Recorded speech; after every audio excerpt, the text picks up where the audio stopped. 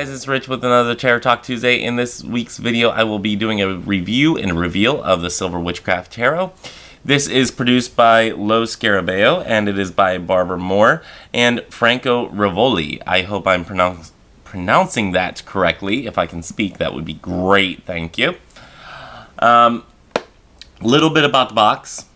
Nice Lo Scarabeo kit version box. Magnetic flip-top box with, and I already took the cards out, a ribbon with an insert for your cards. Awesome, beautiful artwork on the back. Yeah, digging it. Anyway, so we're going to set that aside. Getting into the book, the 157-page book. Let's get on into it. This is written by Barbara Moore, so you know it's going to be good. This was also, I want to say, produced in 2014. So, there's that. It's been out a hot minute. I wanted to get this for a little while, and I kept on saying, no, not yet, not yet, not yet. So, finally, I went ahead and purchased it whenever Azure Green, my wholesale supplier, was doing a huge discount on all these tarot and oracle decks. So, I just, splurged and got a crap ton, a metric crap ton. So, yeah, loving it. Anyway, let's get into this book because, yeah, book. Love them. So we start off with an introduction into the tarot. We have the tarot basics. We have intuition, reversals. She does talk about reversals, which is much appreciated. Then chapter 2, how to do a reading. It talks about divination. It talks about, basically, looks like a good overall tips for getting a clear reading. Looks like a basic good overall use of tarot is covered in here. But wait, there's more. Other uses for tarot besides doing a reading is magical work, journaling, and meditation. And they are also covered in this companion book. Awesome. So, Major Arcana. Let's see what we got. Because I'm basically doing this pretty much not scripted, so yay. Okay, what do you have? Let's see. I brought up the Empress card here, and up here we have the Material Astrological Association and the Elemental Association. So those are all up here. That's awesome. Description goes from here to here, so you get about I'd say about half to 3/4 of the page of description. It talks about what's in the picture, what it represents, stuff like that. Cool. And then we go into a reflection, which is you reflecting or meditating on what this card means to you. Awesome, loving it. And then over here you have a full color photo and keywords and reversal meanings. Awesome. So, loving the book so far. But wait, there's more. You'll see that picture in a minute. Just saying. If you watch my videos, you know what catches my eye in a deck and what I will stop flipping a book for. Yeah. Anyway. It wasn't full-on male nudity, but it was okay. It was good. It was a fun time. Let's get back into the book. So in the book, we have, after the Major Arcana, we have the Minor Arcana. And it is set up Ace through 10. And then after all of those, all the suits, then it has the court cards. Not really feeling that too much. Not my favorite thing. But let's get on with our lives on this.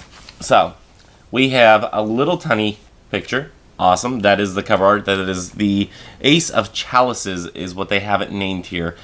And instead of 8 of Cups. So, that's okay. I can live with that. Very appropriate for the deck. And it gives a suit meaning. It gives number meanings. Okay, how it relates to the suit overall. And then it gives number meanings. And then it gives traditional meaning. And then it gives a season. And then it gives a description, which is from here to here. So you're getting about a good half page. And then you have your little reflection, the keywords, and the reverse meaning. So much appreciated on that. There's consistency there. I'm liking it. Okay. And then we have the court cards. So let's see how they did on the court cards here. They have all the chalices put together. They have the pentacles put together, the wands put together. Oh, I'm loving some of this artwork, just seeing it. But we'll get there in a minute. Hold on. So they have that in there, and then they go into spreads. I always like a book with a lot of spreads. I'm what you would call a spread whore. I love doing different spreads. I have my go-to, like 2 or 3 that I use all the time. But I love any type of spread that you put out there. Any spread you put in front of me, I'm going to eat. So, yeah. Little levity. Anyway, they have the 1-card spread. They have a 3-card spread. They have different variations of the 3-card spread. They have the horseshoe spread. They have the moon, the new moon spread. Okay. Liking that. Alternate new moon spread. The Sabbath spread. The Wheel of the Year spread. Liking it. Liking it. Let me make sure I don't have these pages sticking together, which they are. And then it has a couple more, let's see, it has another 3-card spread. It has a 2-card spread. It has a spell preparation spread. Really kind of loving that. Yeah, I might have to utilize this. So, anyway, a lot of spreads given in this book. A lot of them aren't like new and revolutionary type of spreads. Sorry about the noise if you can hear it. They're not new and revolutionary type of spreads, but I do appreciate a book that has a lot of spreads in it. So, liking that. Now, let's get on down to what you guys have actually wanted to see the entire time, which was the cards themselves. Okay, so let's talk about what you get whenever you get this deck. First, you get this nice little title card, which, you know, bookmark, yay. The cards are not as wide as the traditional, quote-unquote, Rider-Waite-Smith, which we're using as comparison from US Games, of course. And let's see, it's the same lengthwise. So, you know, very nice there. I can live with that. The one big drawback that I have, and I'm going to set this over here. The one big drawback that I have that I know some people love is gilded edges. I am not a fan of gilded edges, usually because they tend to stick, depending on what deck you have. In this deck, you do have a thicker deck than the Rider-Waite-Smith. So there's that. And you have kind of a plasticky coating, kind of like the older, the old school Rider-Waite-Smith. So I do like that. I love that feature. On this one, though, it kind of seems a little bit more on the sticky side. So rather than just like the smooth plastic. So not really liking the stickiness of it. Hopefully that wears off. Hopefully that doesn't stay a thing. But for right now, it's very much a thing. But I have so many decks that I need to work with that this one has to stand in line, unfortunately, and wait. And it might actually jump line given some of the images and whatnot. I don't know. It's hard to love all your children at once. But let me go ahead and bring you a little bit closer so you can see better. So, really loving the artwork. I think the artwork is absolutely beautiful in this deck. If you don't have this deck, you might want to think about it. So, one thing that I'm noticing, you know, pretty straightforward here is less men in the deck, at least in the beginning. The ones that are traditionally male, like the magician, the fool, or thought to be male, are not in this deck. So, you know, okay. You know, I can dig that. That is really cute. That little baby. And this is like the second time that I'm looking at these, just so you know. So I'm seeing everything for the second time. And I'm seeing it all upside down, so really loving that Hermit.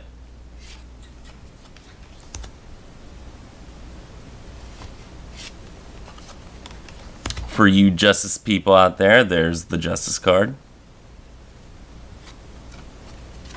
And this is the one where I was stopping and looking. Not a bad figure. And for a hangman, not really hanging, so that's different.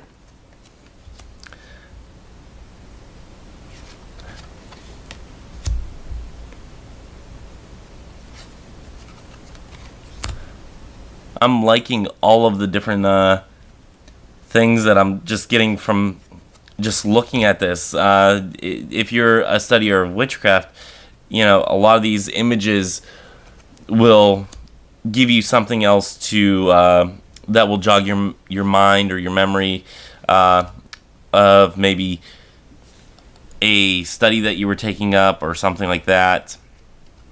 Lots to glean from these cards.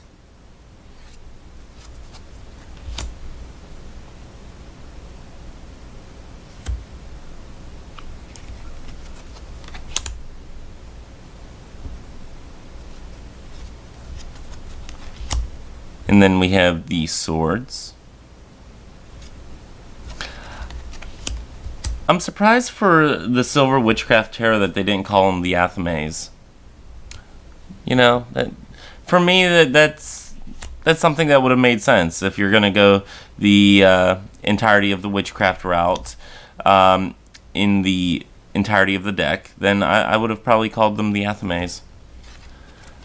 Now, I am going to go ahead and say that I do take back the comment of men in the deck, because it does seem like there is a fair amount.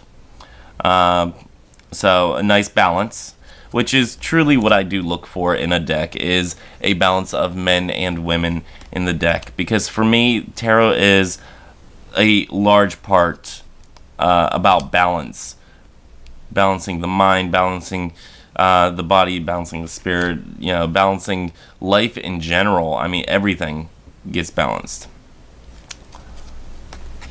So, to me, that's really what's at the heart of tarot decks, is needing balance.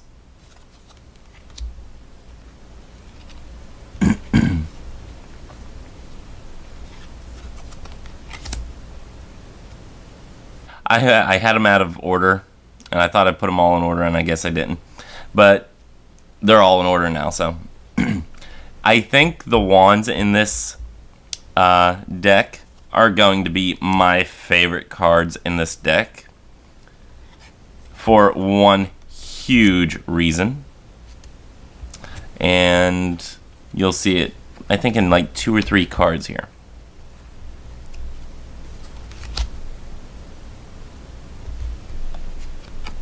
Nope, maybe a little further down. So I remember when I saw it, I squealed with glee. I could not believe it.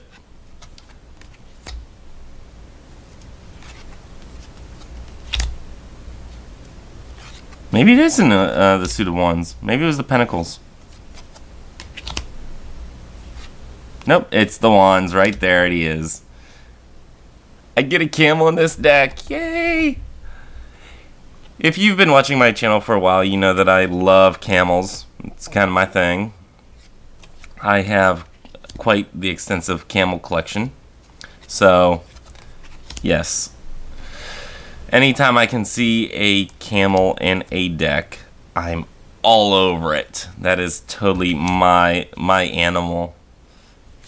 My animal person. I always told people that if they actually had a camel that was like the size of a dog, I would totally have one. Please don't go messing up camels and making them the size of dogs just to sell me one. That would just be cruel, though. Yeah. Stunning artwork, loving it.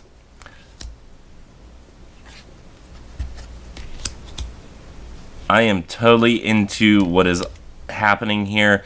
Some of this, at first impression, had to step back and say, okay, what's going on here? Well, what's happening? Because there's little things here and there that are happening in the background that you might not realize until you step back, or actually step into the picture itself. Like here, something that's not really noticeable is that little tiny rabbit. I don't know if there's an animal, or no, I guess not. I was gonna say, I don't know if there's an animal in every one of the cards, but it seems like a lot of the cards have a little animal somewhere hidden in there. Is that I don't know if that's a rabbit, or if that's a dog. I think that's a rabbit, given the feet, and it's scaring off the birds.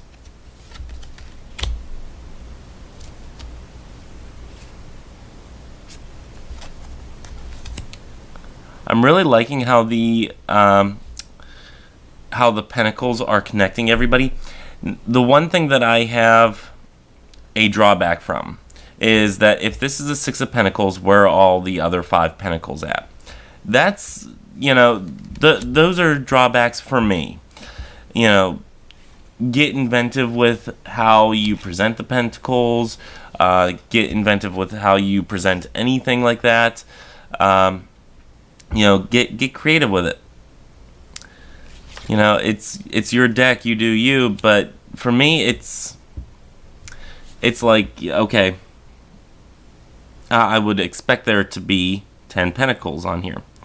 Now, I do like how they have the webbing going to each and every individual being here.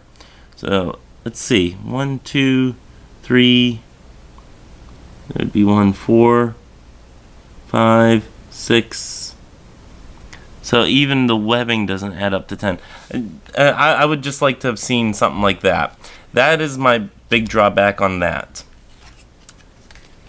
And the big drawback on the deck itself is the gilded edges and the little stickiness of the finishing on it. A semi-gloss. I'd say semi to full-on gloss, but I mean, it's very beautiful the way it's presented. So I really don't mind a gloss if it doesn't really take away from the image for me. So that's something that is okay for me. So let's see how it shuffles, as I cannot shuffle today. Let's get my Rider-Waite-Smith set aside. There we go.